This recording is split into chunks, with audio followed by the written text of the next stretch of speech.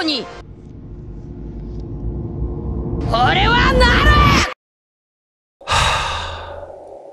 Je ne sais même pas par où commencer. Comment est-ce que vous abordez une œuvre telle que One Piece? Comment est-ce que vous résumez 30 ans d'aventures merveilleuses, un parfait mélange des genres, la richesse d'un monde sans pareil, la beauté de personnages inoubliables et les innombrables leçons d'humanité ayant forgé 56,56% de votre personnalité? Comment est-ce que vous témoignez de l'investissement monstre, du dévouement inhumain d'un homme maintenant rentré dans l'histoire? Comment est-ce que vous rendez justice à la plus belle fiction de tous les temps? Spoilers, c'est impossible. Mais s'il y a bien un enseignement que j'ai appris d'un certain héros, c'est que c'est précisément pour cette raison que ça vaut la peine d'essayer. Messieurs, dames, ceci n'est pas un avis, une critique ou une analyse. Ceci n'est pas une vidéo, mais une déclaration d'amour.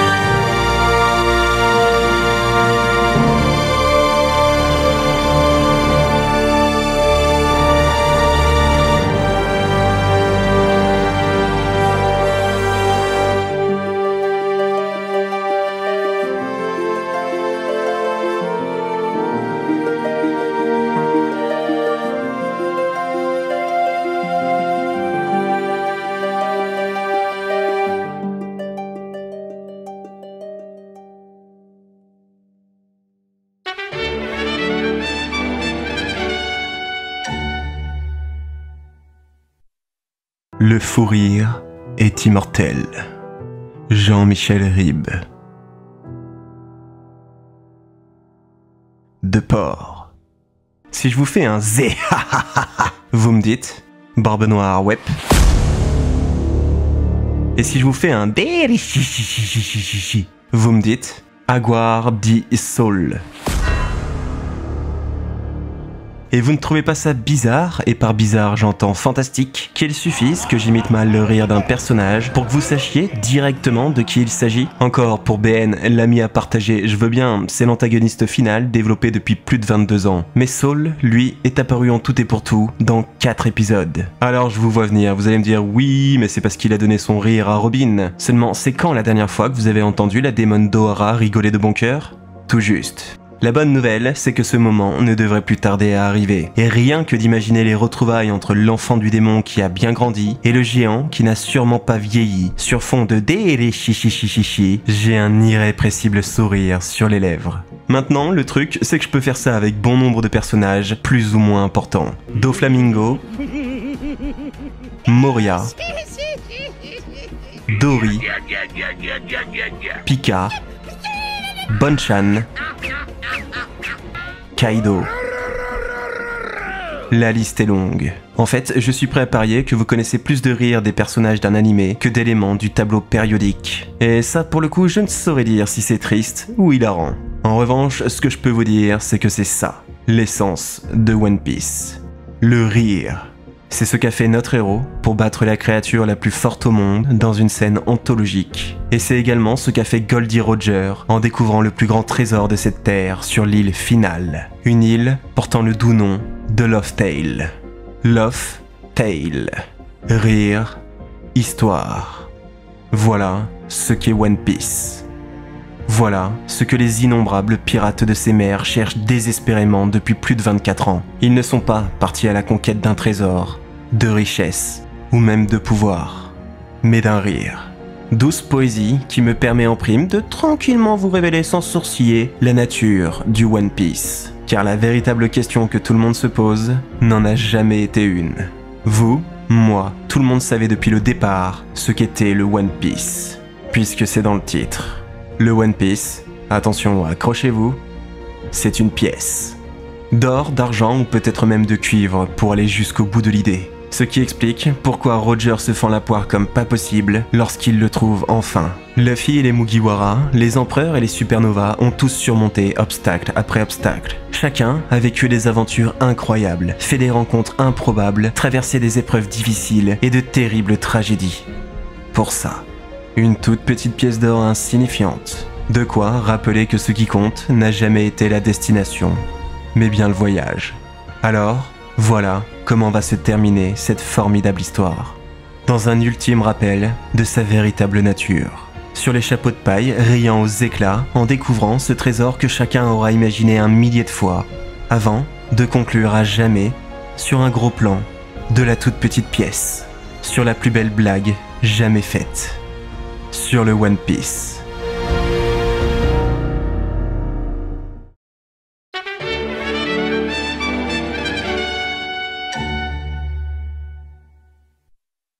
L'amour n'excuse pas tout. Naïm Katan.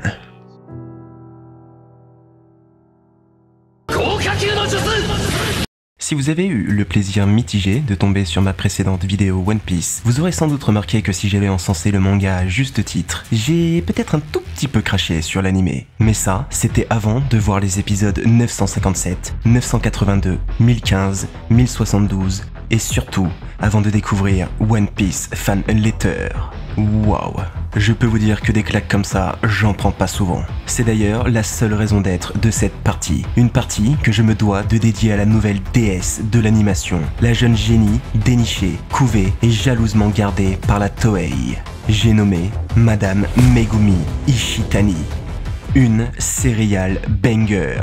Non mais sérieusement, d'où elle sort? Pas la moindre idée, je pense qu'elle a dû voir de la lumière et qu'elle est rentrée. Mais bordel, qu'elle a bien fait. Parce que Mademoiselle Ishitani est tout simplement incapable de pondre autre chose qu'un banger absolu. En fait, c'est pas compliqué, il suffit de la mettre comme réalisatrice sur une série et elle crée tout simplement les meilleurs épisodes vus jusqu'ici. Le grand final de Dragon Ball Super sur lequel le réal en chef a imploré son aide, ou les moments mémorables de Wano. C'est plus fort qu'elle. Si elle fait un truc moyen, passable ou même juste bien, elle explose. Ça se voit que dans sa vie elle a plus bouffé d'heures d'animation que de céréales celle-ci. Rien que son projet de première année d'université annonçait déjà la couleur. Une façon de dire: messieurs dames, veuillez je vous prie noter mon talent d'une insolence rare, ma technique inimitable, mon inventivité inépuisable.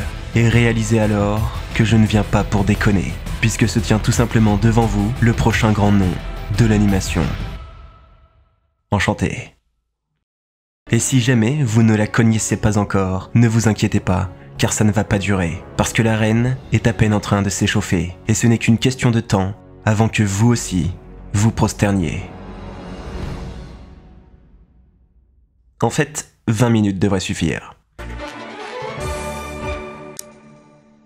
Rien que les 10 premières secondes de Fan Letter m'ont mis l'eau à la bouche et le cerveau à l'envers. C'est coloré, fluide, magnifique. Les plans sublimes s'enchaînent tellement vite qu'on a à peine le temps de s'extasier qu'il y en a déjà un nouveau sur lequel s'émerveiller. Et forcé de constater deux choses. Premièrement, Kishitani revêt un style atypique, préférant mettre l'emphase sur le mouvement et l'atmosphère plutôt que sur un réalisme qui n'a de toute façon pas raison d'être. Et deuxièmement, que la Toei est à sa botte. Peut-être est-ce parce qu'il s'agit d'un épisode spécial, mais il faut savoir que chez eux, on ne rigole pas avec One Piece. Un réalisateur talentueux a par exemple été poussé vers la sortie pour avoir, je cite, produit des scènes aux couleurs pas très One Pieciennes. Par contre, Ishitani, elle, a tous les droits.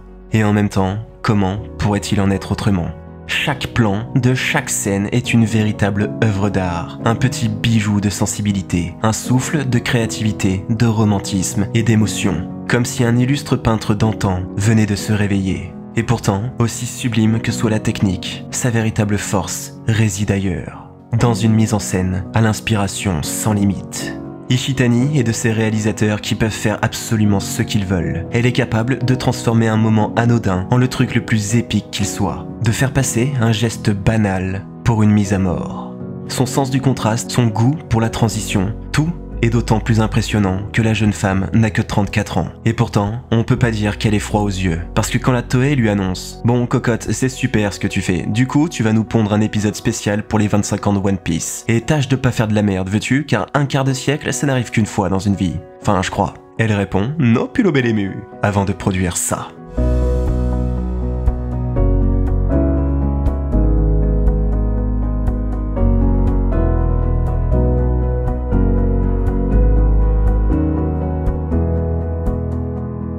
Sans doute le plus bel épisode de One Piece. C'est en tout cas ce que nous affirme MyAnimeList, où il occupe actuellement à lui seul la 5e place parmi des milliers d'animés.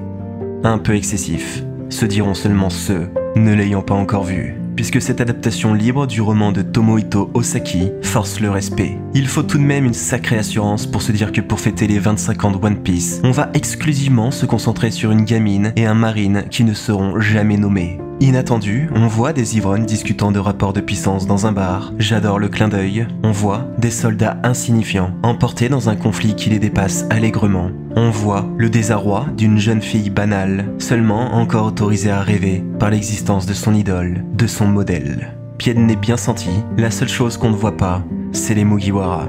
À part à quelques occasions ponctuelles, relevant toujours du très bon goût. Que ce soit la libraire fan du Soul King, le commandant complètement gaga de Chopper, ou le grand frère se retrouvant dans un ennemi qu'il ne peut s'empêcher d'admirer. En fait, on ne voit les chapeaux de paille qu'à travers le regard des autres. Et pour célébrer un quart de siècle, c'est de loin ce qu'on pouvait faire de mieux. Parce qu'en se plaçant du côté des gens ordinaires, on remarque d'autant plus l'éminence de Barbe Blanche, le gigantisme d'Oz Junior, la coolitude de Mihawk, la dangerosité de Crocodile ou la beauté de Boa Hancock. En se plaçant du côté des gens ordinaires, tout devient beaucoup plus intense, beaucoup plus viscéral, beaucoup plus intime. En se plaçant du côté des gens ordinaires, on réalise enfin l'extraordinaire, la grandeur de nos héros, de leur quête, de leur voyage. Et il fallait tout de même y songer que la meilleure façon de sublimer des personnages qu'on a cessé de côtoyer restait encore de ne pas les montrer.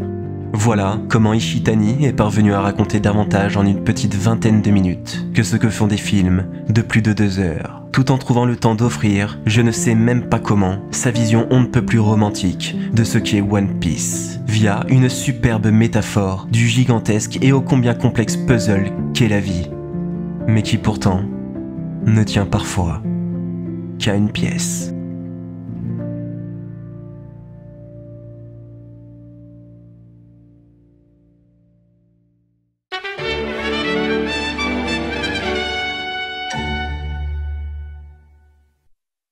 Que le roi seulement soupire et tout le royaume gémit. William Shakespeare. Acte. Lorsqu'il dépassa, fin 2014, les 320 millions d'exemplaires vendus, One Piece rentra dans le Guinness Book des records du monde. L'œuvre devint officiellement la bande dessinée à la fois écrite et dessinée par une seule personne, assistant non compris, la plus vendue de l'histoire. Et si on fait la distinction du nombre d'auteurs, c'est parce qu'il y en a encore 4 au-dessus. Astérix, avec 385 millions de ventes, Spider-Man et ses 387 millions, Batman, 484 millions, et loin au-dessus, Superman, 600 millions d'exemplaires vendus, en cours de publication depuis 1938, à une époque où la concurrence n'existait simplement pas.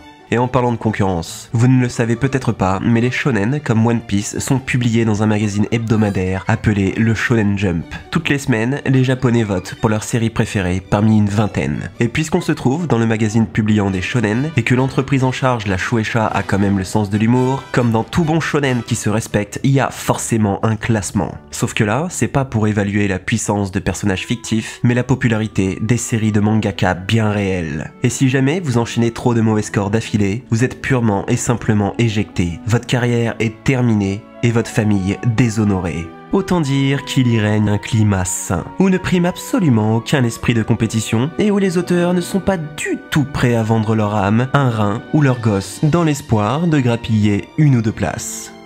Là, vous avez par exemple le graphique des scores de Jujutsu Kaisen, l'un des meilleurs shonen de ces dernières années. Si le premier chapitre s'est hissé à la première place, le deuxième a directement chuté à la 9e, puis 13e, 8e, 7e, 10e, jusqu'à atteindre les abysses avec le chapitre 14 tombant à la 19e place. Heureusement, l'auteur a regagné l'intention des lecteurs avec l'introduction des domaines pour remonter à la 7e place. Mais comme vous pouvez le voir, les scores ont été en dents de scie pendant près de 130 semaines, jusqu'à ce que le premier épisode de l'anime soit diffusé et que le titre voit sa popularité décoller pour de bon. Et même à partir de là, quand c'est déjà gagné, on remarque que chaque chapitre un peu en dessous peut rapidement descendre à des 10e, 11e ou 12e places. Et je rappelle que ça, ce sont les scores de ce que j'estime être l'un des meilleurs shonen récents et certainement l'un des plus populaires actuellement. Ainsi, JJK obtient au final une moyenne de 6,3 sur 275 chapitres. Mais plus parlant encore, voici maintenant le graphique de Naruto, l'un des shonen les plus appréciés de tous les temps.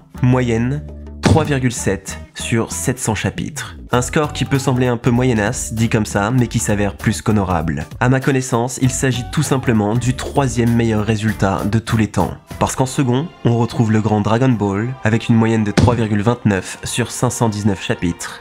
Et bien sûr, en numéro 1, vous l'avez vu venir, figure le seul, l'unique, l'indétrônable.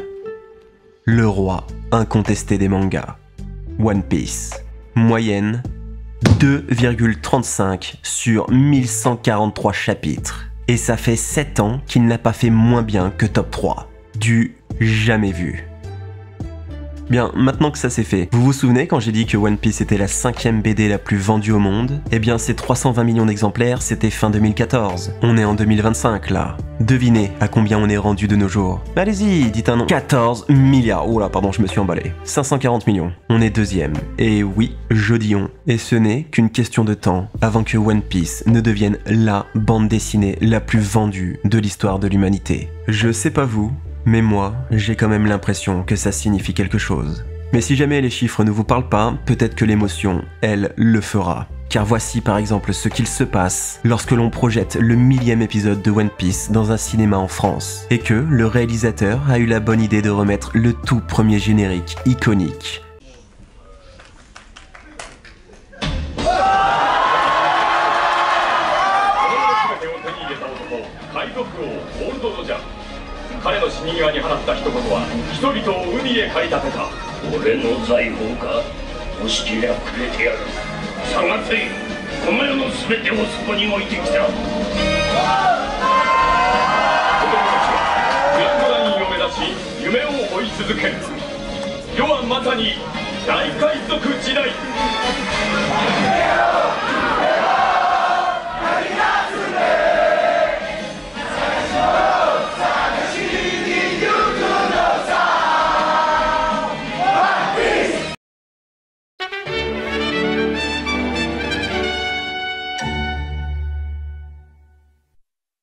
Le poète est celui qui voit le drame et la comédie. Jules Renard. T'es chaud. Il y a les humoristes, il y a les dramaturges, il y a les fatistes, il y a Michael Bay. Explosion! Et il y a Eiichiro Oda. Pour m'être essayé à l'exercice, croyez-moi, ce n'est pas parce que vous avez vu un millier d'histoires que vous pouvez facilement en écrire une. Et si un jour vous parvenez finalement à un résultat qui ne vous donne pas envie de vous énucléer les yeux avec une petite cuillère sentant le tétanos, vous réaliserez alors que vous avez développé un style, un genre de prédilection. Mais si la plupart des auteurs restent des archers amateurs avec une seule corde à leur arc et les bras tremblants, Oda, lui, est Cupidon. Une flèche, un fan. Et ce n'est pas un arc qu'il manie, mais Gandiva, l'arme légendaire d'Arjuna, capable d'abattre des dieux. Honnêtement, son talent me dégoûte. Il n'y a pas un genre dans lequel il ne brille pas. Et pour le prouver, je m'en vais vous rappeler une scène anthologique, illustrant son impudente universalité.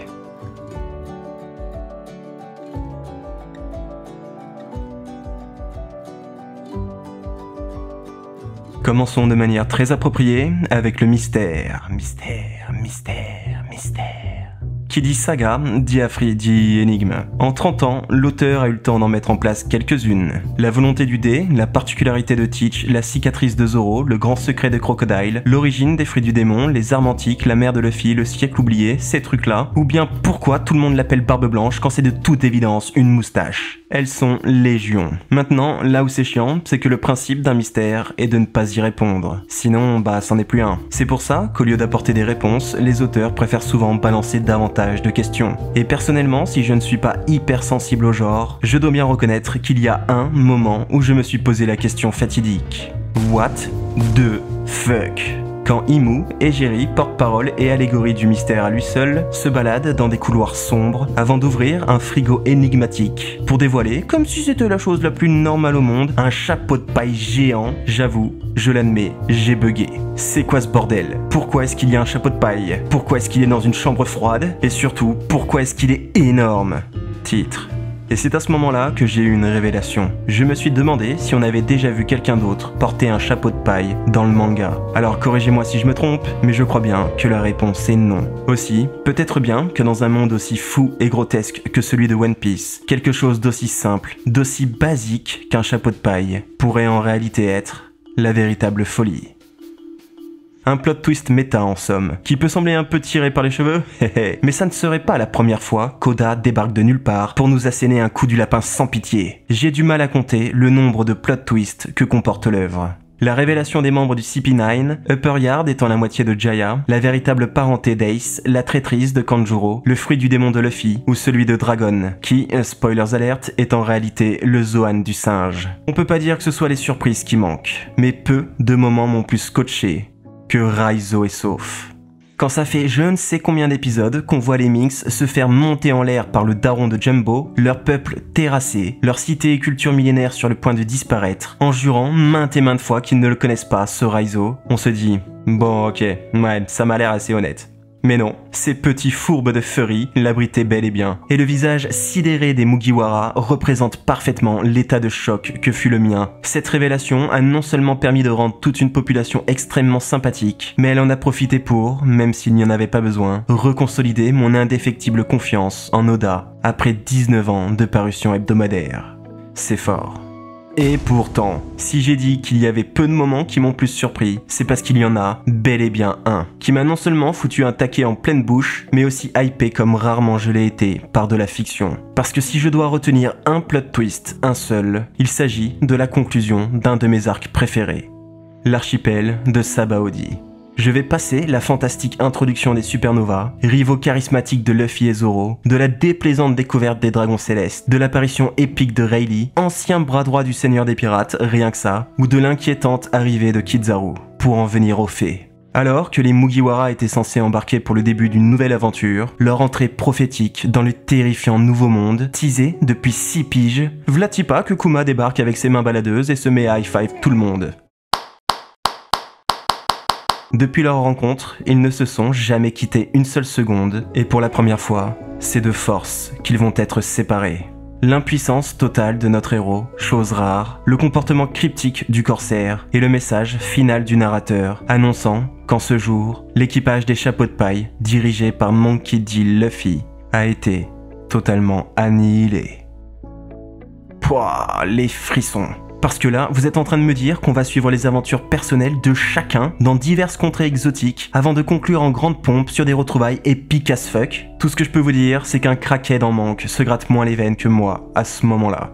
Et en parlant d'épique, enchaînons à présent avec les scènes badass. La marche d'Arlong Park, la déclaration de guerre à Enies Lobby, le one-shot de Bellamy, la droite que se mange le Tenryubito, Luffy tombant face à 3 amiraux, la mort de Barbe Blanche, l'arrivée de Shanks à Marineford, Brook appelant Big Mom jeune fille, ou encore Luffy avançant comme un roi face à 2 empereurs. Forcément, comme nous sommes dans un shonen, ce ne sont pas les passages héroïques qui manquent. Mais demandez à n'importe quel fan qui se respecte quel est le moment le plus épique de toute la série, et beaucoup prendront une voix grave avant de répondre. Rien. Il s'est rien passé. Phrase cryptique pour les néophytes, et inoubliable pour ceux qui savent. Puisque quand notre ours chat témoin de Jéhovah préféré débarque comme d'habitude à l'improviste, cette fois c'est pas pour faire des « hey, check », mais maths. Parce qu'au sortir de l'affrontement contre Moria, voir un autre corsaire débouler de nulle part sonne comme le glas. Tout le monde est exténué, aux portes de la mort pour certains. Mais un gros client vient tout juste de se rajouter au buffet, et il compte bien manger. C'est dans cette situation catastrophique que Zoro va entreprendre de se sacrifier pour l'équipage. Kuma extirpe la fatigue et les blessures de Luffy, pas franchement connu pour être le gars qui ménage sa peine, avant d'en offrir un tout petit échantillon ambiance Sephora à l'épéiste. Et autant dire qu'il n'apprécie pas trop l'expérience. Vu l'état dans lequel cette minuscule bubule trop kawaii le met, quand on voit la taille de ce qu'il va devoir encaisser, on en vient invariablement à se demander. Frérot, t'es sûr que c'est une bonne idée ? Mais il le fait. Et arrive alors la scène. Sanji, le seul à savoir, se réveille en panique et court chercher son rival, qu'on pense clamsé. Mais non, il baigne dans une mare de sang, mais toujours debout, le dos droit, la tête haute. Et quand on lui demande ce qu'il s'est passé, il répond la réplique la plus badass de tout One Piece. Bien, maintenant, on rentre dans le dur. Dans les deux genres qu'Oda maîtrise mieux que personne. Le premier étant bien sûr la comédie. Peu d'œuvres m'ont plus régulièrement fait rire que One Piece. Le duel de regard avec Crocus. Zoro prenant la pose parce que quitte à devenir une statue pour l'éternité, autant être stylé. Luffy usant du redoutable pouvoir de l'afro sous les conseils de coach Usopp. Le credo martial des Dugong. L'opening de Sogeking. Luffy qui réenterre un zombie. L'ascension divine de God dit Usopp. Ou la tragique vie éphémère de Ryonosuke. Il y a plus de blagues franchement drôles qu'il y a d'épisodes ou de chapitres dans cette série. C'est dire. Mais s'il y en a bien une qui m'a fait rire à gorge déployée et qui reste aujourd'hui encore une de mes scènes préférées, c'est le payoff de Skypiea. Lui, c'est Ener. Il a les pouvoirs d'un dieu, se comporte comme un dieu et traité comme un dieu. Et il faut certainement une assurance divine pour assumer des oreilles pareilles. À l'instar de beaucoup de personnages importants, son design s'inspire d'un être humain bien réel. Et ça demande un dieu, celui du rap, pour en créer un autre, celui de la foudre. Oui, Ener est un dieu. Pourvu d'un Logia surpuissant, à ce moment-là, il est de loin l'antagoniste le plus impressionnant vu jusqu'ici. Parce que si le sable c'est relou, ça se fout dans les yeux, ça rentre dans les chaussures, la foudre, elle, fracasse, détruit, annihile. Alors, quand ce qui devait arriver arrive, et qu'Ener finit par rencontrer son ennemi naturel, il ne veut pas y croire. Ça lui demande plusieurs vérifications avant d'enfin accepter la réalité. Avant de tirer cette tête. Qui, pour le coup, n'a plus grand chose de divin. Un moment encore plus savoureux en manga, puisqu'une page entière est dédiée à cette tronche légendaire. Sans l'ombre d'un doute, ma page préférée, qui, je pense, résume la fantaisie de cette œuvre particulière, à elle seule. Et pourtant, aussi désopilant que soit cette scène, je crois, en toute objectivité, qu'il y en a une qui la supplante. La scène la plus drôle de One Piece, à ce jour. Je parle, bien évidemment, de la révélation de Duval. I'm ready, ha ha, I'm ready, I'm ready, I'm ready, ha ha, I'm ready, I'm ready, ha ha, j'y crois pas comment je suis beau. I'm ready, ha ha, Le mec parfait, zéro défaut. I'm ready, ha ha, Putain comme je suis beau. I'm ready, ha ha, I'm ready. Ok, alors qui l'a vu venir celle-là? Si vous venez de répondre moi, vous êtes un menteur. À l'époque, les pronostics allaient bon train sur l'identité de ce mystérieux personnage masqué. Comme il en avait après Sanji, les fans se sont dit que c'était Gin ou Don Krieg qui revenaient se venger. Mais non, Oda a rappelé au monde entier que c'était son histoire. Parmi les milliers de prétendants, pas un n'a su prédire qui était Duval et pourquoi il en voulait à Sanji. Et en même temps, faut reconnaître que c'était pas facile. Parce que ce qui a commencé comme un gag saugrenu, avec l'avis de recherche que la Jambe Noire découvre à l'épisode 320, finit sur un autre, épisode 388, encore plus débile, dévoilant un visage grotesque au possible. Et c'est pas seulement drôle, c'est brillant. Parce que si au départ, je pense que le poster ridicule avait pour but d'empêcher la famille de Sanji de le reconnaître, parce qu'il ne fallait vraiment pas qu'il débarque trop vite, Oda a su rentabiliser une première blague, facile et anodine en apparence, en quelque chose de plus grand, d'encore plus désopilant. Et en prime, ça rend Duval un nouveau perso sorti de nulle part, ô combien sympathique, en un temps record. Sans même parler de la réaction de Brooke qui se tape la plus grosse barre de ses 2 vies.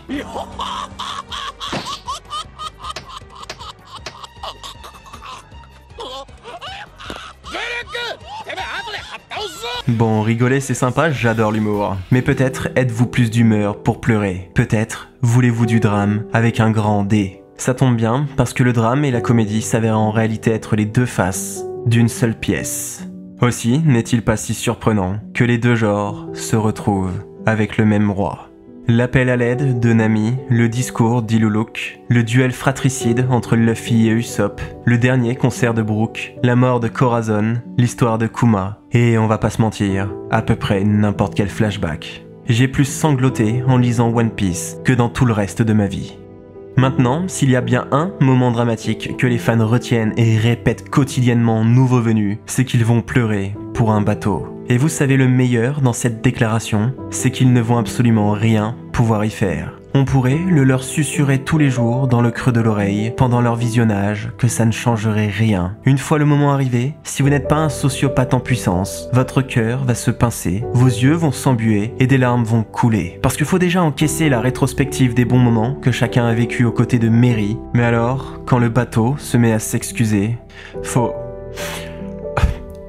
Non, désolé, je peux pas. Seulement, aussi triste soit-il, si vous cherchez le moment le plus dramatique de tout One Piece, il vous faudra, à l'instar de Zoro, prononcer la réplique culte, les 3 mots fatidiques. Je veux vivre. Pour beaucoup, il s'agit tout simplement de la plus belle scène jamais réalisée par le maître. Au terme de ce qui est sans doute le flashback le plus tragique des Mugiwara, Robin, qui a tout perdu depuis longtemps et décidé d'abandonner depuis peu, crie à ses premiers vrais amis qu'elle préfère mourir ici et maintenant. Évidemment, et ça n'aura pas échappé à notre héros, elle se ment elle-même. Ostracisée, traumatisée, persécutée depuis sa plus tendre enfance, s'il y a bien quelque chose qu'elle redoute encore plus que la mort, c'est de revivre une nouvelle trahison, un autre cauchemar. Mais comme lui a dit Franky, vivre n'est pas un crime. Et survient alors le retour de flamme tant attendu. Comme à son habitude, c'est avec des actes que Luffy s'exprime, et il montre qu'il est prêt à partir en guerre contre le monde entier pour elle. Il se battra, il mourra s'il le faut, mais il la sauvera. Elle n'a que 3 mots à dire. La phrase la plus importante de sa triste existence, celle marquant un tournant dans sa vie, dans l'arc et dans l'œuvre. Les 3 mots les plus éloquents et les plus puissants jamais prononcés à travers la fiction. L'espoir, dans sa forme la plus pure.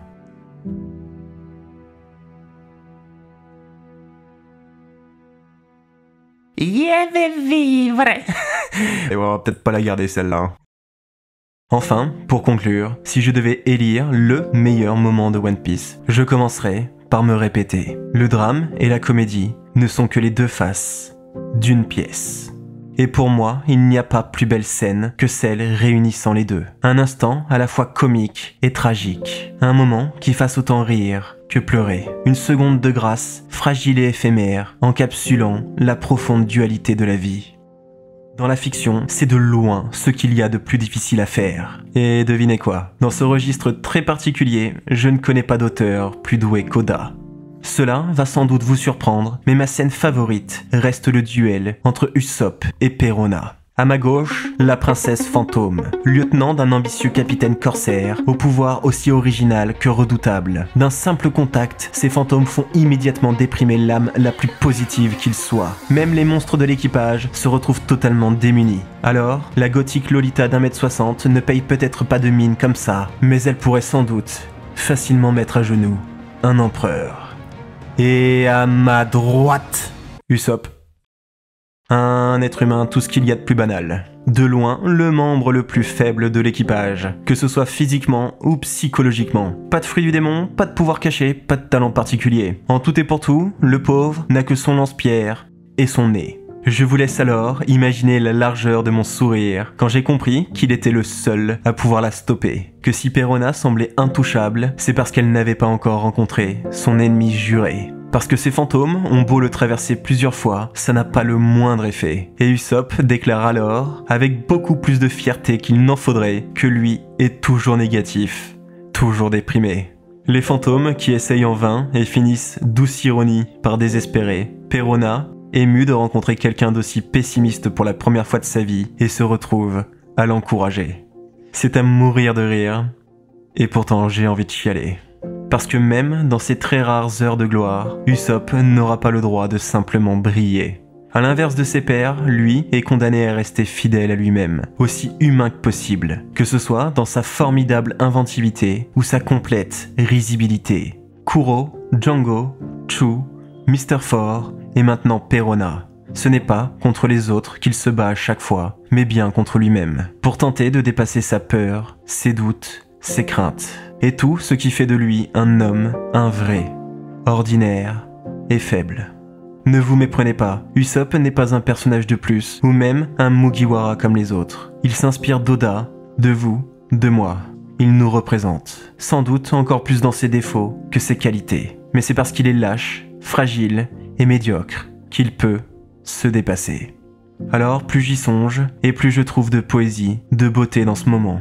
Pour une fois, c'est bien de sa profonde faiblesse, reflétant la nôtre, que va naître une force aussi unique qu'insoupçonnée. Là où certains voient un couard, un menteur, un faible, moi, j'y vois l'humanité.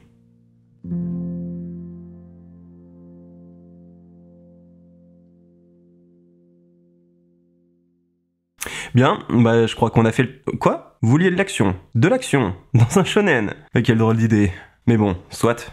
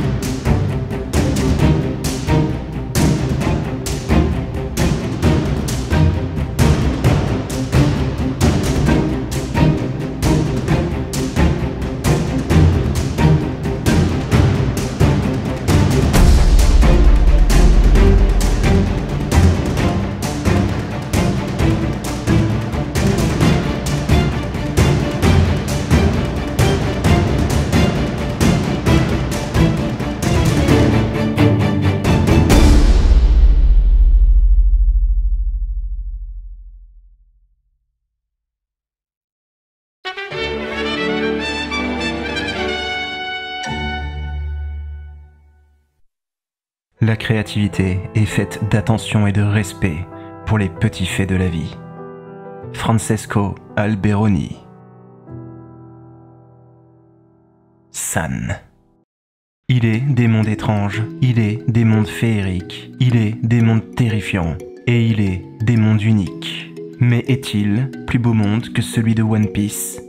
Où une île hivernale prend, l'espace d'un instant précis, des allures de cerisier en fleurs, où un navire-restaurant en déplacement perpétuel abrite parmi les meilleurs chefs cuisiniers de la planète, où une gigantesque colonne d'eau ascendante propulse les plus intrépides des aventuriers sur une île céleste emitonnée de nuages, où une sublime cité aquatique accueille les plus talentueux charpentiers qu'ils soient, où un tribunal jugeant les corsaires de plus haut rang siège au-dessus d'un gouffre aussi inexplicable qu'abyssal, où un bateau de la taille d'une île, constamment dissimulé dans un épais brouillard, renferme zombies, cerbères et autres créatures cauchemardesques, où une forêt de mangroves géants, lieu de passage incontournable pour tous les grands pirates, accueille un parc d'attractions au milieu de nobles intouchables et de leurs esclaves, où une île recluse, dirigée d'une main de fer par une impératrice mégalo, s'érige sur la plus dangereuse des mers, infestée de monstres marins assez imposants pour engloutir un navire en une bouchée, où une prison sous-marine renferme les pires criminels au monde, les torturant sans pitié sur 5 étages rappelant les cercles de l'enfer, sous le contrôle de sombres créatures servant de geôliers, où un archipel sucré regroupe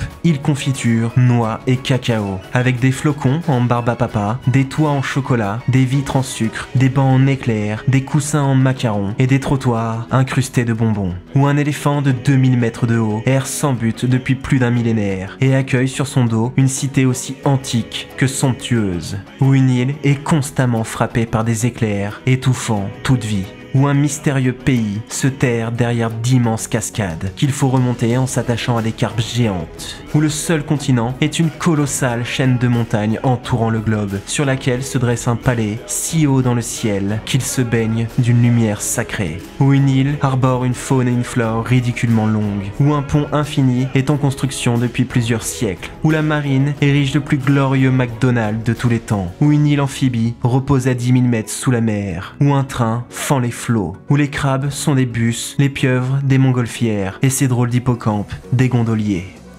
Franchement, connaissez-vous Plus beau monde ? Un monde titanesque, recouvert à 80% d'océans, parsemé de trop d'îles pour pouvoir les compter, émergeant de 4 mers cardinales, coupées par une 5e, Grand Line, qu'on surnomme la route de tous les périls, et qui se divise en 2 parties. Paradis, où les rookies prospèrent, et le nouveau monde, où ils déchantent, tôt ou tard. Un monde où de drôles de fruits infects offrent un pouvoir à celui ou celle qui le croque. Un don souvent grotesque, parfois surpuissant, rarement classique, toujours unique, mais qui maudit son utilisateur, le voyant à jamais rejeté par la mer, l'origine de toute vie. Un monde où d'authentiques samouraïs aux traditions ancestrales le disputent à des cyborgs high-tech fonctionnant au cola. Anachronisme qu'on doit au cerveau démesuré, au propre comme au figuré, d'un génie ayant 500 ans d'avance technologique. Un monde à l'histoire millénaire, où ressort comme une tache le siècle oublié. 100 ans de vie, totalement effacés des livres comme des mémoires, par les 20 lignées royales. Seul vestige, les poneglyphes, de mystérieux blocs de pierre, dévoilant au grand jour les plus dangereux des secrets, dans une langue ésotérique que presque personne ne peut lire. Un monde où une vieille légende est en train de renaître. Celle de Joy Boy, le premier à avoir quitté l'ancien royaume pour prendre la mer, le premier à avoir été qualifié de pirate, celui ayant laissé le légendaire One Piece sur Loftail, l'homme par qui tout a commencé et par qui tout finira. Un monde peuplé par 29 races, tribus ou groupes.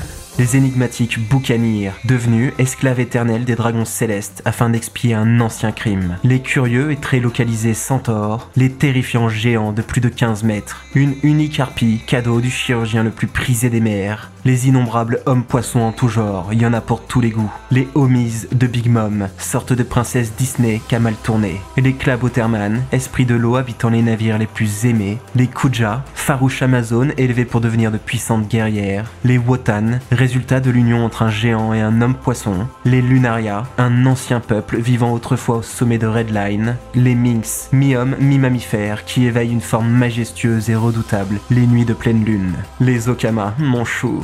Les Tontata, de petits êtres dont la force physique n'a d'égal que leur incroyable naïveté. Les fantasmagoriques sirènes des légendes. Les semi-tritons, fusion entre un homme et une sirène. Les Shandia, des anges probablement fans de Mike Tyson. Les Tordantes, tribu des longues jambes, longs bras et longs membres. Le mystique gland des 3 yeux, qui, lorsqu'ils s'éveillent, deviennent capables de lire les poneglyphes. Les j'ai des étoiles dans les yeux séraphim, ni plus ni moins que des chibi-bukai. Les Spacey, de petits robots militaires peuplant la lune, et un ninja à la tête totalement disproportionnée. Est-il un monde plus coloré, onirique et aliéné, où le bizarre est normal et l'impossible une habitude?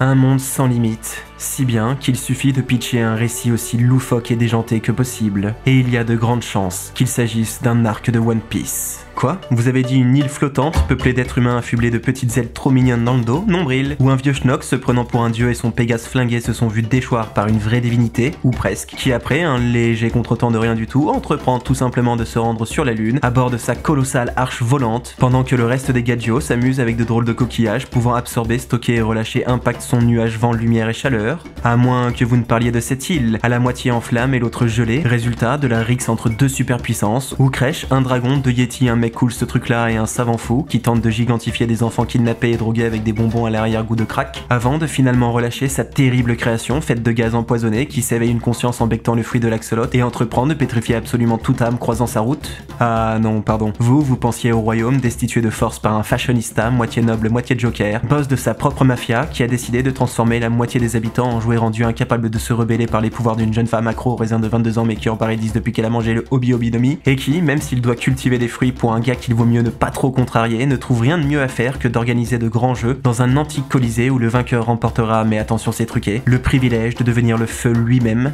à moins bien sûr que ce ne soit la fois où l'équipage se rendit dans une bulle d'air au fin fond de la mer, l'occasion pour eux de renouer avec une vache punk traumatisée, une étoile de mer babacool, designer d'une célèbre marque de vêtements, mais aussi de faire la connaissance du 8e descendant de Van der Decken, un homme poisson requin-chat japonais, dissimulant son crâne qu'il a rasé à moitié après s'être fait rejeter une énième fois par l'amour de sa vie, une princesse sirène qui est soit boulimique soit adoptée, et il s'avère que le monsieur est propriétaire d'un navire de guerre de plusieurs kilomètres qu'il finit par balancer sur sa dulcinée grâce à ses mains à tête chercheuse, posez pas de questions, pendant qu'un homme requin blanc un peu colère se gave de poisséine, des stéroïdes pour poiscaille afin de se donner la confiance de réaliser le putsch dont il rêve depuis tant d'années, sans prendre en compte que notre héros, prophétisé à la fois comme le sauveur et le destructeur de cette île, allait se faire gerber par un squal de compagnie pour le contrecarrer in extremis.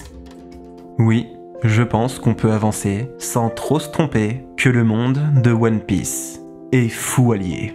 Et si je devais résumer cette indicible folie à une chose, une seule, ce serait, bien évidemment, les Denden Mushi. Soyons honnêtes 2 secondes. Si vous deviez inventer un moyen de communication dans un monde de fantasy, à quoi est-ce que vous penseriez? Des cristaux magiques pouvant s'appairer pour l'éternité? 2 gobelets reliés par un très long fil? Ce que je sais, c'est qu'on aurait pu me laisser 1 million d'années, ma vie aurait pu en dépendre, et jamais, au grand jamais, je n'aurais pensé à des escargots de téléphone qui cosplayent leurs interlocuteurs tout en retranscrivant parfaitement leurs émotions durant l'appel. Faut le dire, c'est drôlement inventif. Je dirais même droguement inventif. Et bien sûr, comme nous sommes dans One Piece, ça ne s'arrête pas là. Parce qu'au sein de la famille des Denden Mushi, on retrouve des bébés à la portée plus courte mais on peut en faire des montres connectées et puis qu'est-ce qu'ils sont trognons, des noirs utilisés par la marine pour intercepter les communications entre pirates, des blancs utilisés par les révolutionnaires pour bloquer les dites interceptions, des dorés sur lesquels il vaut mieux ne pas appuyer, des escarmeras, parce qu'avec l'image c'est encore mieux, et bien sûr des géants servant de bateau pour pouvoir traverser Red Line comme si de rien n'était, mais qui peuvent aussi, parce que pourquoi pas après tout, se séparer de leur carapace pour assembler les parties du royaume que chacun transporte sur son dos. Qu'on se le dise, ces drôles de créatures sont plus qu'un simple moyen de communication. Ils représentent l'imagination, l'absurdité, la déraison d'un univers que personne, jamais, ne pourra imiter. Alors, laissez-moi vous reposer la question une dernière fois. Honnêtement, connaissez-vous Plus Beau Monde ?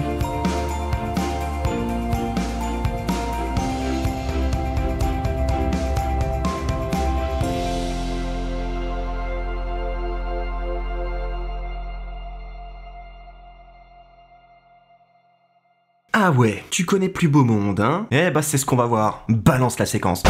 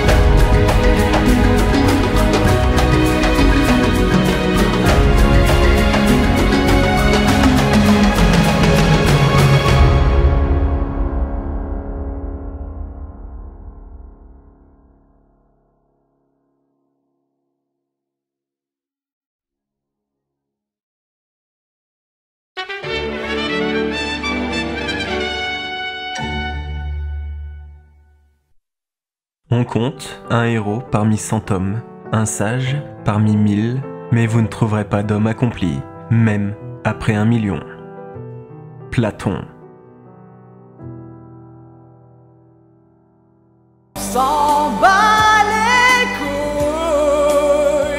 Si je devais résumer la beauté de la myriade de personnages dépeints par Oda, je ferais une blague. C'est 1000 héros qui sont sur un bateau. Et aucun ne tombe à l'eau. Blague moyenne, mais juste résumée, car il y a tout à prendre et rien à jeter. Le menteur, couard, qui voit ses mensonges devenir réalité un à un. Le mafieux, toujours propre sur lui, qui abandonne sa dignité par amour. Le punk fanboy qui vendrait sa mère pour un autographe des chapeaux de paille. L'Okama de 56 ans et 6 mètres 12. 50% brachiosaure, 50% cyborg, 100% showman, qui offre des concerts de légende à ses vils crapules. Ou bien mon chouchou, mon favori. Le roi s'étant hissé tout en haut de cette montagne de personnages, tous plus attachants les uns que les autres. J'ai nommé un vieux bouffon débile. Baggy est le tout premier antagoniste de l'œuvre. Et c'est un clown. Littéralement, figurativement, symboliquement, spirituellement. Il est complètement loufoque. Il fait plus rire que peur, ses plans machiavéliques foirent tout le temps, souvent à cause de sa propre incompétence, et de toute façon, il est physiquement impossible de prendre au sérieux un ennemi avec un nez pareil. Même pour ce qui est de son équipage, on est plus sur des saltimbanques du dimanche que d'impitoyables forbans. Alors, en le découvrant à l'épisode 4, bien malin, celui qui pourra prédire la glorieuse destinée que sera la sienne. D'autant plus que même aujourd'hui, c'est pas toujours hyper clair. Parce qu'en le quittant, épisode 8, on se dit que ce bon vieux Baggy était juste une première tentative d'Oda à ses débuts. Un moyen de créer un peu de tension entre deux blagues. Hop, notre héros l'explose proprement et prestement pour asseoir son charisme. On passe à autre chose, illico et dit de presto, et on n'en entend plus jamais parler. Oh là non. J'ai même envie de dire, oh danon. C'est bien mal connaître le bougre de se dire qu'un personnage insignifiant en apparence va le rester, puisque notre sauveur, Eiichiro Oda, que ton nom soit sanctifié, fait précisément l'inverse. Au cours de l'œuvre, Baggy est passé de vieux clown flingué à mon personnage préféré. Ni plus, ni moins. Ouais, c'était pour la rime. Et il est loin d'être un cas unique. L'auteur réintroduit tellement souvent ses personnages, parfois 15 ans plus tard, que c'est maintenant l'inverse qui est surprenant. De nos jours, nul besoin de suivre toutes les théories des fans pour prophétiser le grand retour d'Arlong, d'Ener ou de Gaimon. En revanche, ce qu'un théoricien pourra vous dire, c'est que notre sauveur Baggy, que ton nom soit sanctifié, sera bel et bien celui qui va découvrir le One Piece en premier. Tout bonnement, parce que c'est ce qu'il fait. Il va tomber dessus par hasard et il y a de grandes chances pour qu'il ne s'en rende même pas compte, le con. Ça serait assez son genre. Baggy est de ceux qui ne trouvent jamais ce qu'ils cherchent, mais tombent sur ce qu'ils n'osaient même pas rêver de trouver. Véritable roi du ressort comique, le clown allie une poisse terrible, matinée d'étincelles de chance, encore plus insolente. Avec lui, on ne sait jamais sur quel pied on va danser. Par contre, et c'est systématique, dès qu'il apparaît, on sait qu'on va se marrer. Même sa situation actuelle retranscrit à merveille la fascinante relation ambivalente qu'il entretient avec la chance. Devenu malgré lui à la fois leader et idole d'une terrible bande de pirates, et otage imprévisible de deux vrais gros bonnets qui savent qui il est. Alors parfois je repense au bouffon quasi quarantenaire de l'épisode 4, et c'est plus fort que moi. Je jubile de voir que contre toute attente, ce clown s'est hissé au plus haut rang de la piraterie, de voir qu'il toise, en larmes et la gueule concassée, les piètres ambitions de Crocodile et Mihawk. De voir que Baggy le clown a retrouvé sa flamme, son rêve, sa place.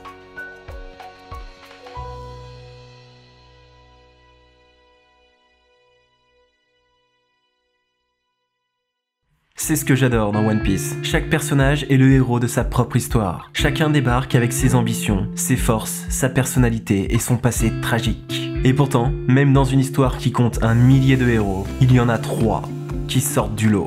Laissez-moi vous présenter le triptyque de One Piece.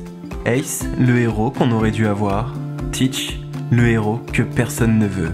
Et Luffy, le héros qu'il nous fallait.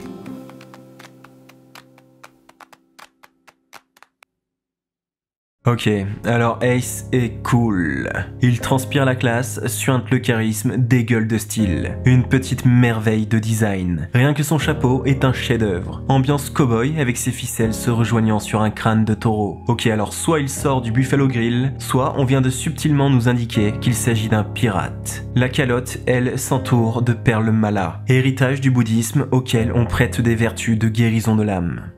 Quelque chose me dit qu'il pourrait en avoir besoin. Et mine de rien, le look du bonhomme vient déjà de réconcilier Orient et Occident.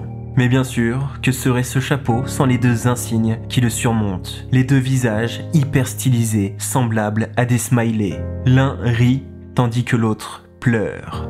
Je me souviens avoir été immédiatement captivé par ces deux motifs la première fois que je les ai vus. Et si je ne doute pas qu'à l'époque, c'était juste parce que je les trouvais trop cool de la mort qui tue, je crois aujourd'hui que ces deux expressions simplissimes sont la meilleure façon de résumer le propre de l'homme. Et vous en conviendrez, parvenir à extraire la nature humaine, c'est quand même plutôt balèze. Pour un chapeau. S'ajoute à cela une ceinture assortie, marquée de son initiale, au cas où il l'oublierait, je suppose, une dague bien coolos qu'il n'a absolument jamais utilisée, et deux tatouages. Dans son dos, l'emblème de celui qu'il considère comme son vrai père. L'homme capable de détruire le monde.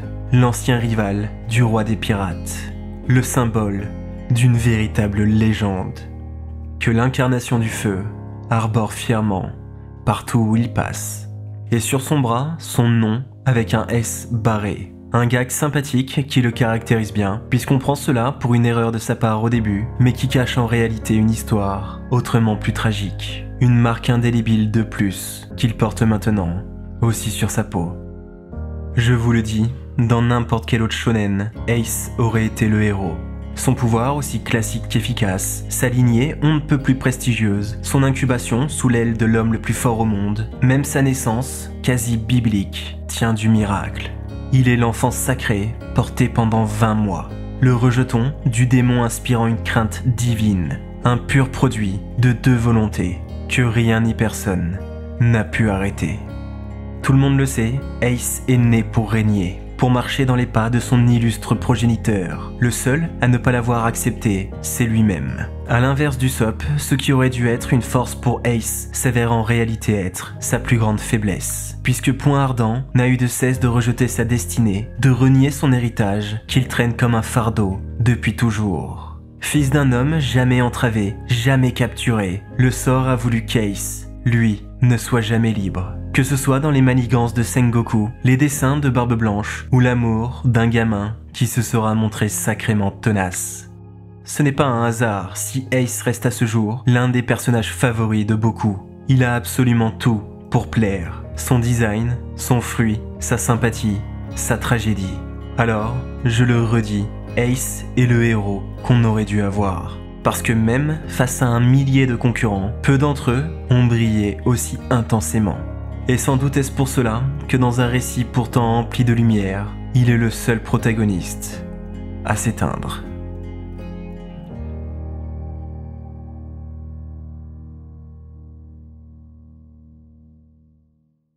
Bon, si une histoire ne saurait avoir deux héros, en revanche, rien ne leur interdit d'en avoir trois. Et notre troisième larron est sans l'ombre d'un doute le plus fascinant du trio. Barbe Noire.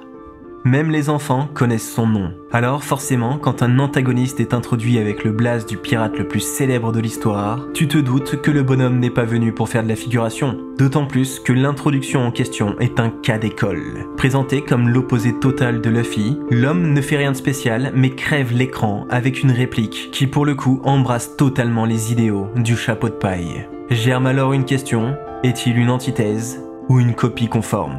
Ce qui est sûr, c'est que si notre héros veut devenir l'homme le plus libre au monde, il a rencontré, il y a 22 ans, le plus sérieux des rivaux. Parce qu'on ne fait pas plus pirate que Marshall D. Teach. Là où beaucoup de personnages offrent de fantastiques leçons de moralité, lui fait tout l'inverse. Teach ne s'embarrasse pas du regard des autres. Il saute volontiers les deux pieds joints dans l'immoralité absolue, si cela le sert ou l'amuse. Barbe Noire n'hésite pas à poignarder le capitaine de sa flotte pour lui voler une prune, à emprunter un titre de corsaire juste pour organiser un battle royal au dernier niveau d'Impel Down, ou à proposer à Ace, qui le pourchasse depuis des mois, de tenir son petit frère adoré pendant que lui le frappe. On ne peut pas dire qu'il ne prend pas son rôle de grand méchant très à cœur. Et si les antagonistes habituels de shonen sont stylés, charismatiques, parfaits, calculateurs et constamment mis en valeur, Teach, lui, est gras, laid et édenté. Il se veut tellement aux antipodes, tellement repoussant, que même son design a une odeur. Et pourtant, ce sont bien tous ses défauts qui l'élèvent, parce que le bonhomme brille encore plus dans ses échecs que ses réussites. Comme lorsque lui et sa clique se font one-shot par Magellan, providentiellement sauvés par Shiryu et son antidote. Ou qu'il manque de se faire annihiler par un barbe blanche avec 2 trous béants dans le bide et une moitié de crâne en moins. Force est de constater que s'il est surpuissant, Teach est loin d'être intouchable. Et s'il s'avère plutôt malin, il commet aussi régulièrement de très grosses erreurs. Oui, Teach n'est que contradiction. Parce que de la même manière qu'il est le seul à cumuler des pouvoirs, il rassemble aussi des concepts antinomiques. Force et faiblesse, ardeur et lâcheté, hasard et destin. Rien que son Logia des ténèbres est une contradiction en soi. Mais bien sûr, il n'y a aucun doute sur son rôle, sur sa véritable opposition. Car seule la nuit peut tutoyer le soleil. Et la facétie naturelle de ce monde a voulu que les 2 hommes que tout oppose soient taillés dans le même marbre. Tous 2 n'ont pas peur de rêver, rigolent face à la mort, et même s'ils en ont une conception bien différente, ils partagent le même but, la même quête, atteindre la liberté ultime. Seulement, dans le cas où Teach aurait bel et bien hérité de la volonté de Roxdig Xebec, alors tout ce qu'il a entrepris depuis sa venue au monde, chacune de ses actions, aussi grandioses ou insignifiantes soient-elles, n'a jamais été de son ressort. Et il pourrait bien être au final l'homme le moins libre au monde. Un être d'une solitude extrême. Le héros que personne ne veut.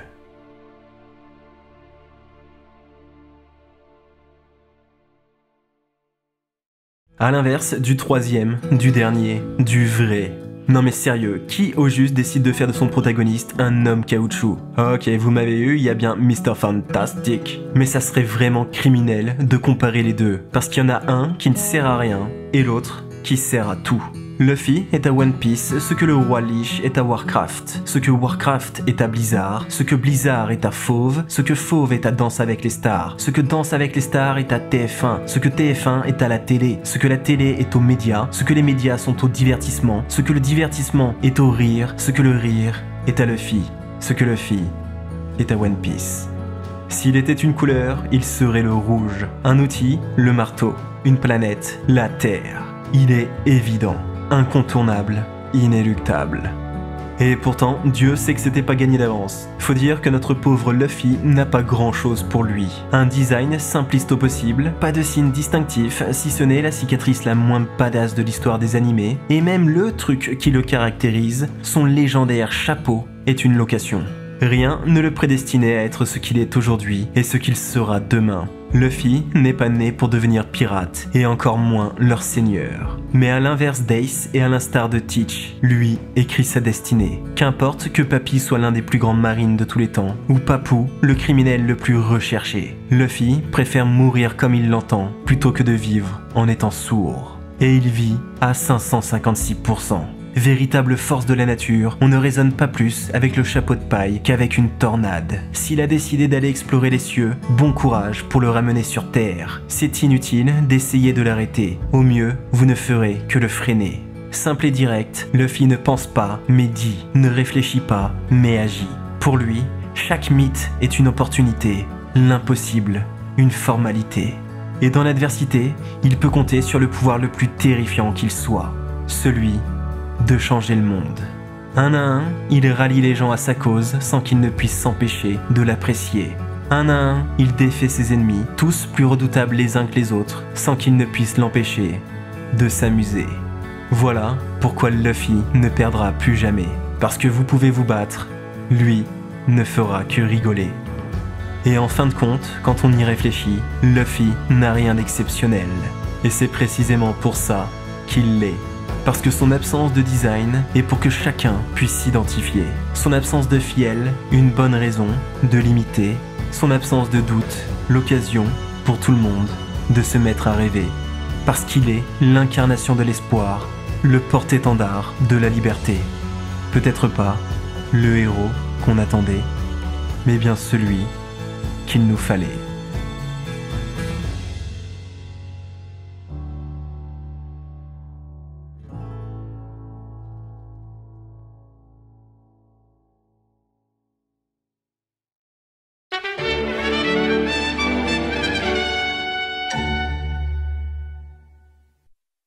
Je n'ai pas de nom. Pourquoi aurais-je un nom? Je suis unique. Quelqu'un. À moins qu'il n'était plusieurs, c'est pas clair. Bon, dans 2 minutes, les mauvaises langues prêteront des vertus assez peu flatteuses à ma bouche, en me traitant de grosse suceuse donc. Mais c'est la vie BO que j'ai décidé de mener. Aussi, laissez-moi le clamer sans détour. One Piece est une œuvre unique au monde, et c'est d'autant plus remarquable qu'à une ère et dans un média où le plagiat n'existe simplement pas, aucune autre n'ait jamais essayé de l'imiter. Ne serait-ce que dans les couvertures des chapitres, là où les autres mangaka donnent souvent dans la simplicité, se font juste plaisir à dessiner des trucs aléatoires. Oda, lui, a réalisé qu'il était humain, et par conséquent limité. 20 pages par semaine, ça peut sembler beaucoup, mais lorsqu'on peint une saga épique avec des centaines de personnages, finalement, c'est pas assez. Aussi, utilise-t-il souvent ces pages pour développer les histoires de ses personnages secondaires, ou même en dévoiler de nouveaux. C'est le cas par exemple pour l'apprentissage de Koby et Hermep, qui introduit ni plus ni moins que Garp. Mais on retrouve également les aventures de Wapol, roi déchu en quête de rédemption économique, la poursuite de Barbe Noire par Ace, les pérégrinations d'Ener sur la Lune, ou encore la réception des nouvelles primes de l'équipage partout à travers le monde. En tout, ce sont 21 nouvelles histoires canoniques, 21 nouvelles fenêtres sur un monde sans fin, 21 occasions de rendre justice à des personnages qui méritaient plus. Et en parlant de personnages qui méritent, je ne vais pas vous faire l'affront de vous expliquer qui est Pandaman, le légendaire Easter Egg introduit au chapitre 44. Mais savez-vous combien de fois il apparaît dans le manga ? 284, j'ai compté. Et comme cette mystérieuse légende méritait d'être officialisée, depuis le volume 4, on retrouve les SBS, les questions que tout le monde se pose, sélectionnées et répondues par Oda lui-même. Parce qu'apparemment, dormir 4 heures par nuit, c'était encore trop pour lui. L'opportunité pour l'auteur de faire des blagues ou de donner des informations qu'on n'aurait pas eu autrement, comme les âges et les pseudo-nationalités des Mugiwara, parce que oui, si vous ne le saviez pas, Luffy est brésilien. Mais tout ça reste bien anecdotique, parce que moi, je vous parle d'une unicité plus essentielle. Voyez-vous, dans le monde des artistes, on distingue 2 grands types. Ceux qui font ce qu'ils pensent que le public va aimer, et ceux qui font ce qu'ils aiment. Oda appartient bien évidemment à la seconde catégorie. Et apparemment, lui, ce qu'il aime, c'est les barons œufs en costard saumon, avec 2 genoux enfoncés dans une coquille et un chapeau servant de socle à une tasse de thé, qui, lorsqu'ils sont coupés en 2, évoluent en vicomte du poussin avant d'atteindre leur forme finale. Le redoutable comte du coq.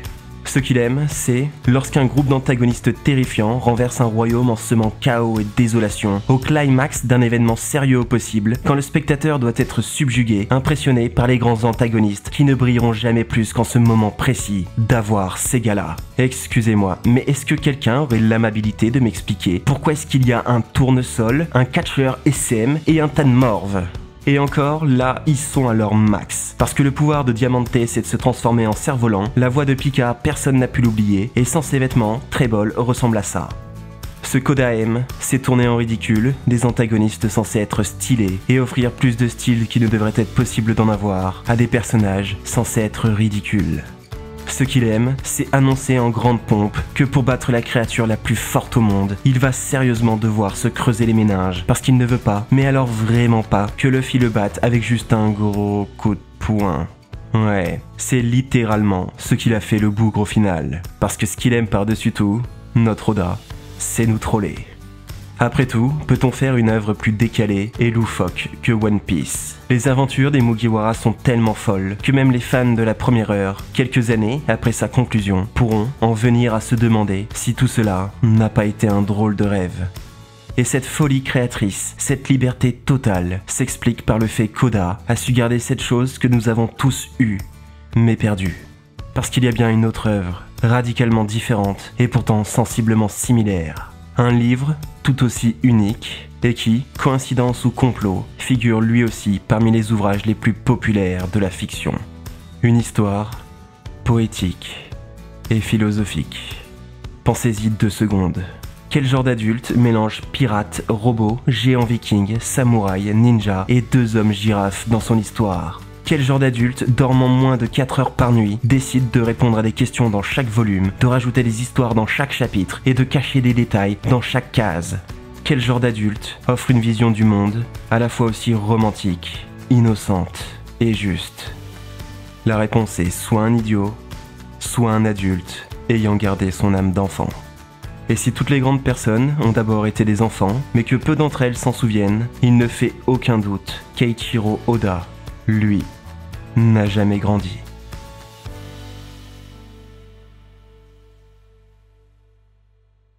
Mais il y a un dernier élément qui fait de One Piece une œuvre véritablement à part. Et cet élément, normalement, vous auriez dû le voir venir.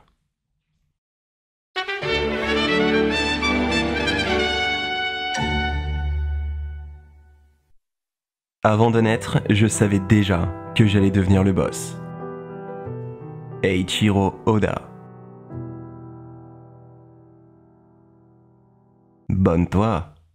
Le foreshadowing, c'est ce qui désigne tous les présages et indices sur la suite du récit, sciemment laissés en amont par l'auteur. Le foreshadowing, c'est un procédé scénaristique d'une extrême importance, ce qui prouve que tel ou tel événement était prévu à l'avance. La preuve irréfutable d'une certaine maîtrise de son histoire. Le foreshadowing, c'est quand Sean et Ed résument tout le film en une conversation, c'est la toute première scène du Prestige, c'est les 2 heures de Memento, c'est les 2 boucles femelles de la ceinture dans Jurassic Park. Le foreshadowing, c'est quand tu dévoiles le titre de la partie finale de ta propre vidéo dans le 2e mot de chaque sous-titre. Et vous ne devinerez jamais qui est considéré comme le dieu du foreshadowing. Bon, on va commencer en douceur avec du foreshadowing de bas étage, le genre que tout auteur pourrait facilement reproduire. Oda dévoile les 4 empereurs au chapitre 432. On a une case, 3 paragraphes et des silhouettes ombrées. Puis, la première fois qu'on en réentend parler, c'est au chapitre 651, après un peu plus de 6 ans. D'habitude, quand on te tease un groupe aussi important et badass dans un shonen, tu le découvres très vite. Souvent le chapitre d'après, à vrai dire. Même pour ceux habitués à planifier sur le long terme, ça concerne la plupart du temps quelques mois, voire 1 ou 2 ans, grand maximum. Pour Oda, c'est 6. Et encore, chez lui, c'est un minimum. Bon, continuons. Le 26 juillet 1998, dans une petite case d'une planche du chapitre 98, on aperçoit cette scène. Alors que Luffy est sur le point de connaître l'exact même sort que Goldie Roger, parmi les spectateurs curieux se distingue une silhouette sombre qui contraste fortement avec le reste. Silhouette vêtue d'un haut de forme et d'un long manteau noir. Silhouette d'un personnage qui sera finalement dévoilé dans le chapitre 583, le 10 mai 2010, soit après 11 ans, 9 mois et 15 jours.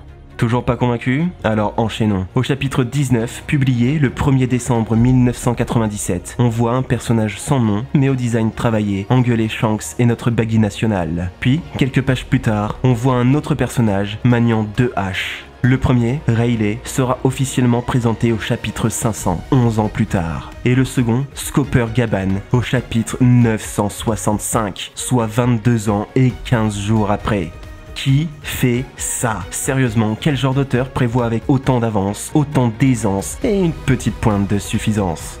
J'en connais qu'un personnellement, et son nom est Eiichiro Oda.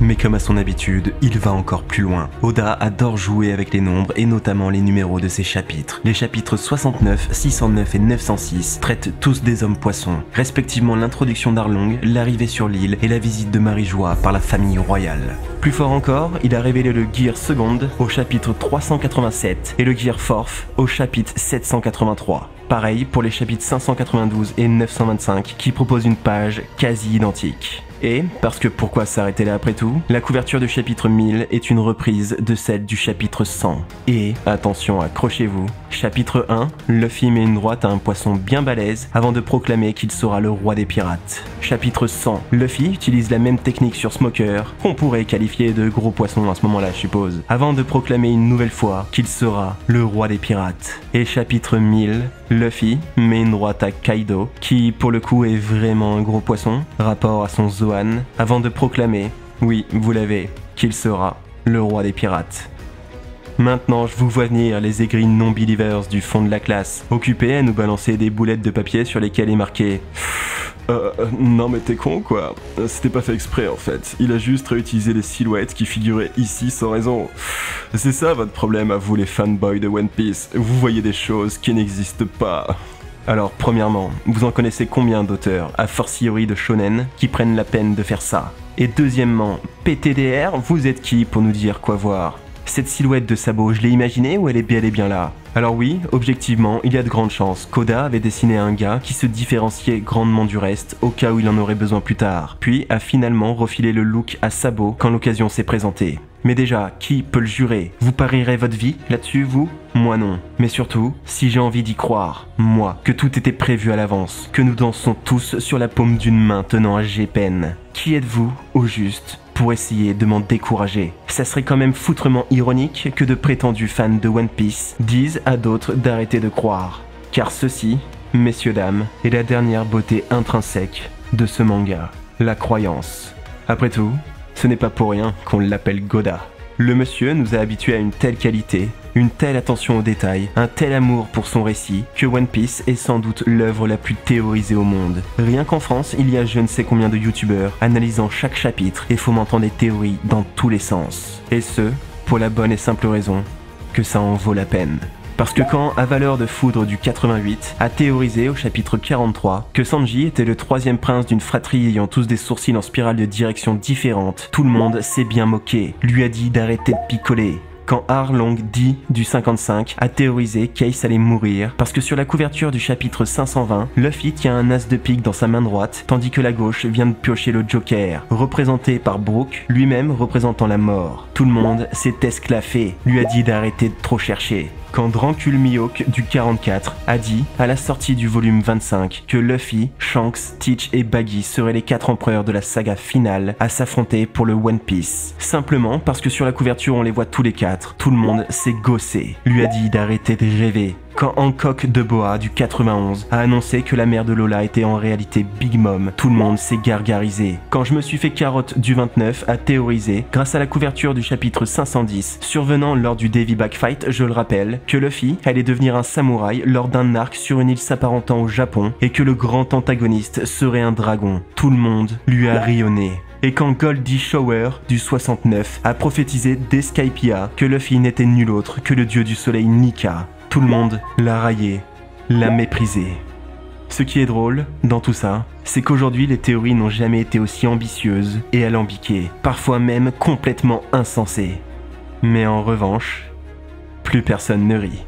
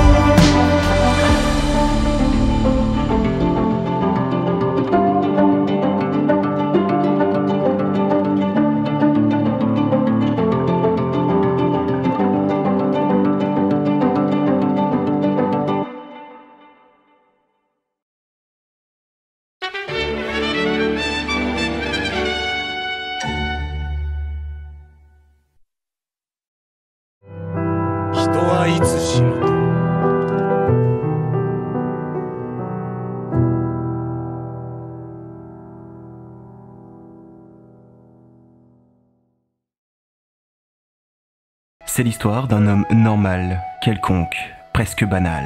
Une mère femme au foyer, un père salariman. Rien ne le prédestinait à se distinguer de ses 120 millions de compatriotes. Rien, à part un drôle de rêve. Parce que d'aussi loin qu'il se souvienne, il n'a jamais voulu qu'une seule chose. C'est l'histoire d'un homme dont la principale qualité est de ne pas savoir douter. D'un homme ayant dédié sa vie entière à la poursuite d'un objectif fou. Une quête insensée que la plupart n'osent même pas imaginer. C'est l'histoire d'un homme qui, à force d'avancer, a fini, sans même s'en rendre compte, par se retrouver au sommet. Vraiment, ça va au-delà de ma compréhension. Pourquoi ? Pourquoi est-ce qu'un homme dort 3 heures par nuit pendant 30 ans, saute souvent des repas, parfois sur plusieurs jours d'affilée, et fait régulièrement des séjours à l'hôpital ? Pourquoi est-ce qu'un homme gagnant plus de 2 millions de dollars par mois et qui possède un gigantesque manoir truffé de trésors le réserve à sa famille qu'il ne voit qu'une fois par semaine, puisque lui fait bande à part pour ne pas être dérangé dans son travail ? Pourquoi est-ce qu'un homme consacre sa vie entière à raconter une histoire ? Est-ce par ego ? Par orgueil, la pression de ses éditeurs, de ses lecteurs, peut-être simplement pour la satisfaction d'un travail bien fait? Ou alors, est-ce par fidélité envers le garçon de 4 ans qui voulait simplement dessiner des mangas pour ne jamais avoir à trouver un vrai travail? La légende raconte qu'Oda était plongé dans une profonde dépression avant de commencer One Piece. Il s'agit sans l'ombre d'un doute d'une des innombrables rumeurs infondées d'Internet, mais rarement ai-je eu autant envie d'y croire. Parce que ça expliquerait pourquoi. Pourquoi il annonce sans sourciller lors du recrutement de ses assistants qu'il ne leur demandera qu'une seule chose, qu'il soit prêt à mourir pour One Piece. Pourquoi est-ce que quand sa propre fille lui a dit qu'elle était triste qu'ils ne passaient jamais de temps ensemble, la seule fois où il a vraiment vacillé, où il a vraiment voulu tout arrêter, il a quand même décidé de continuer? Pourquoi est-ce que ce japonais de 50 ans, isolé à 12 000 km de chez nous, un homme dont on ne sait pas grand-chose et qui ne sait rien de nous, continue de se sacrifier jour après jour pour offrir un tout petit peu de bonheur à d'illustres inconnus? Si réponse il y a, elle ne peut venir que de l'intéresser. Mon équipe et moi allons souvent à un restaurant très bruyant où beaucoup de familles emmènent leurs enfants. Il y a des télés à chaque table. Si vous y allez le samedi soir, vers 19h30, vous pourrez voir tous les enfants fixer intensément les écrans.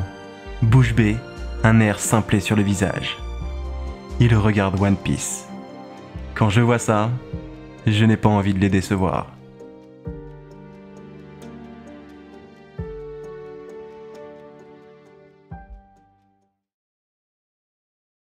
Pour finir, j'aimerais vous poser une question. Qu'est-ce que la fiction ? Par définition, il s'agit de tout ce qui ne fait pas partie de la réalité. Mais lorsqu'elle a un retentissement bien réel, lorsqu'un lecteur, un spectateur, sourit, rigole, pleure, apprend et s'élève, lorsqu'une histoire a un impact sur la réalité, est-ce encore de la fiction ? Et si One Piece n'est pas juste une fiction, alors ceci n'est pas juste une vidéo.